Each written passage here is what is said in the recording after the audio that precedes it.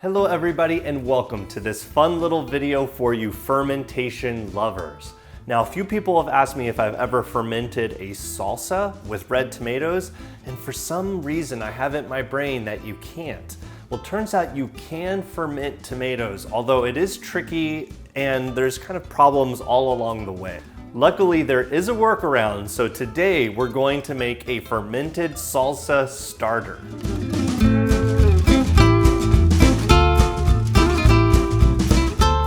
Today's recipe is going to be heavily influenced by this book, Fiery Ferments by Kirsten and Christopher Shockey. There's so much great information about hot sauces and fermenting chili peppers. In fact, the very first time I fermented with chilies was at a workshop with Kirsten, and she's a well of knowledge. I love this book. I'll put a link in the description below for you to pick up a copy. Now for us today, let's run through the ingredients that we need in order to make this salsa starter. Today I have 2 onions, 1 yellow, 1 red just for fun, a bunch of cilantro. We're gonna need about 8 cloves of garlic. I have 2 jalapenos and 7 serrano chili peppers. We're gonna need 2 limes, the juice from 2 limes and the zest, some salt and some black pepper. We're also going to be using a food processor today, but you could use a mortar and pestle or just chop everything really finely. We need a glass mason jar, knife, and a microplane. So to get started, we're gonna be making essentially a mash. We're going to take all the ingredients and blitz them together to kind of get a salsa consistency. We will then place it in the glass mason jar and let it ferment from 1 to 2 weeks, depending on how we like the acidity.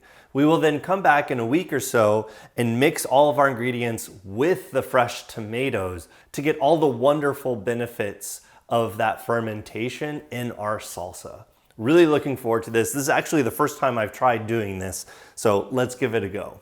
Step 1 is gonna be our onions. So basically I just need to take the paper off of these and throw them into the food processor.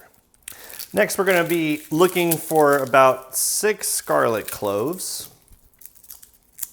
And these I'm just gonna take the paper off and throw in since we're gonna be processing it all. I'll give the garlic just a little bit of a chop. For our peppers today, I am going to de-seed them, or at least take out most seeds. Our limes are zested, added, and we have set aside the juice. For the cilantro, I'm not too concerned about the stems being in there, so just add the whole bunch. Well, I'm glad that was the last ingredient because I don't think I can fit anything else in here. I'm gonna snugly fit on the lid and make a salsa.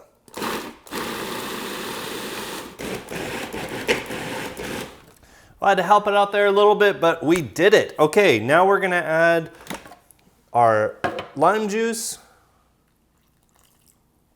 Ooh.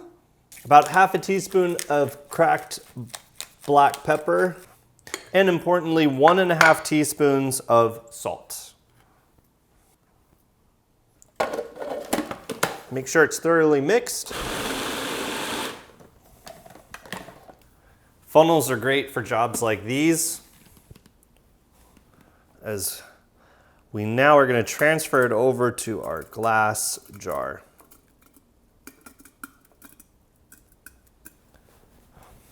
I'm going to go about halfway and just make sure there's no air pockets in there. Our lacto fermentation is anaerobic. It can exist without oxygen in the environment. Food spoilage bacteria, though, needs oxygen. So if we cut off the oxygen to that bacteria, we can have fermented foods. Such an important part of the process. The great thing about this salsa starter is that you can add it to tomatoes. You can also add it to avocados and make the fermented guacamole. You can add it to fruit as well, like watermelon or anything really. So we have our salsa starter now in here. Everything's incorporated. That salt is going to start bringing out a lot of the juices that may not have come out in the food processing of our ingredients. And now we need to put a lid on it, but we're not gonna put a traditional mason jar lid that you might be familiar with. We're going to actually put a plastic bag as the lid. And how this is going to work is we're gonna fill this with water inside of the container.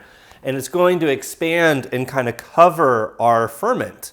And the weight of the water will keep it compressed. When the CO2 actually starts to get activated by the bacteria and gets expelled, it will rise up and then will just work its way through the weight to come out. So there's no need to burp this, which is great, but we're also going to be able to have everything below that salt, which is going to create the perfect environment for our fermentation.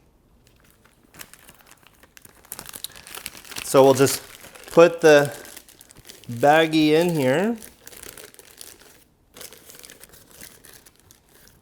and start adding our water.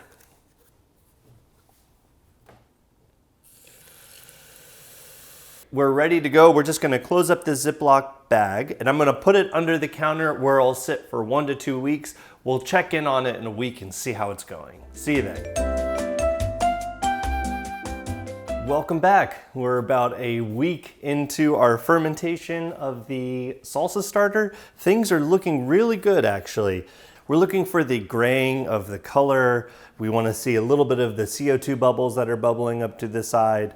And you want to make sure when you're smelling it that it smells nice and sour, which this does. Next up is we're going to add our fresh ingredient today, which are tomatoes. We're going to be making essentially kind of a fermented pico de gallo. So we can remove our weight, which is this plastic bag.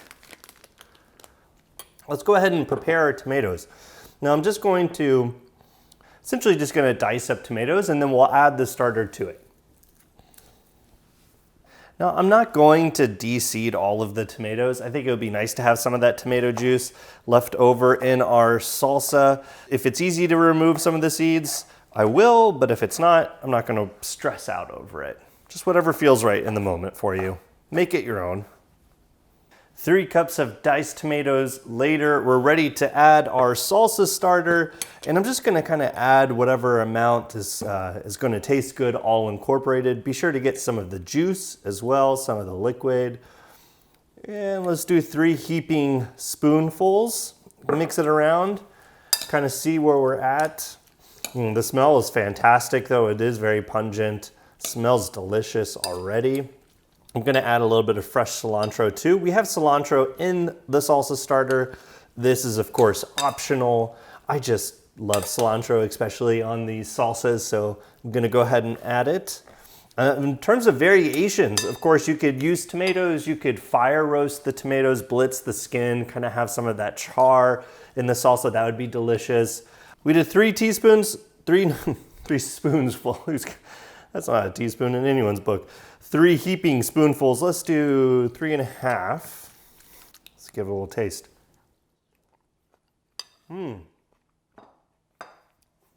Very vibrant, delicious.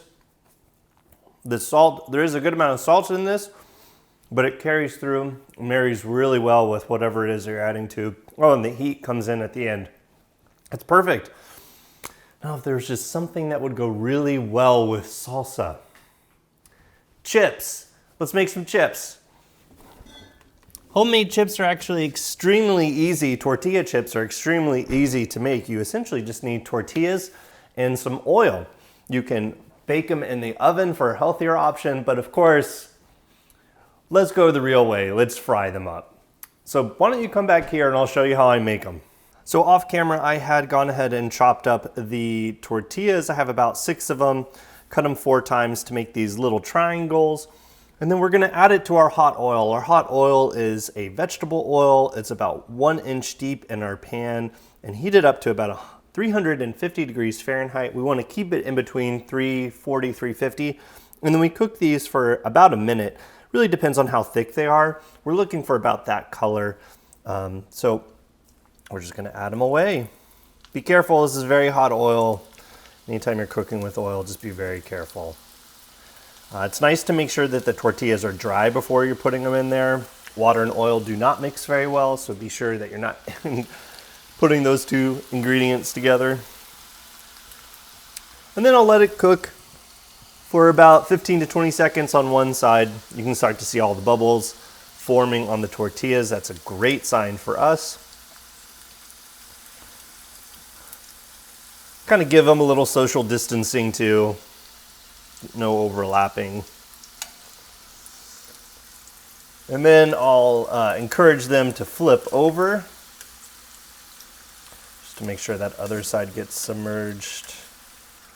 Inevitably, whenever you're going to add things to your pan, whether it be dry or with a fat like this oil, it is going to cool down. So just kind of be on top of your temperature controls and adjust where needed.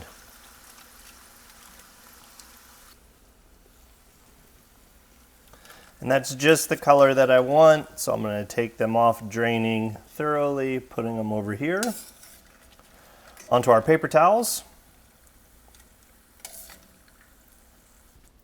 And then we're just going to season with a little bit of salt, and that's it. And there you have it. We've made our tortilla chips. We've made our fermented salsa, a great workaround whenever you're dealing with something that is kind of temperamental to ferment, like a tomato, for instance. Just ferment everything else that's in the final mixture and then add the tomatoes at the end. It has a nice freshness to it. It's delicious, it's sharp. This salsa starter will keep in your fridge for up to a year. Just cover it and leave it refrigerated, and then just add it to whatever your heart desires. I just love the way that this came out. Let me know in the comments what you would like to see fermented next, or if you guys have any questions, be happy to take a stab at answering them. I'm gonna go ahead and enjoy this salsa. So from my kitchen to yours, happy cooking, everybody, and until next time.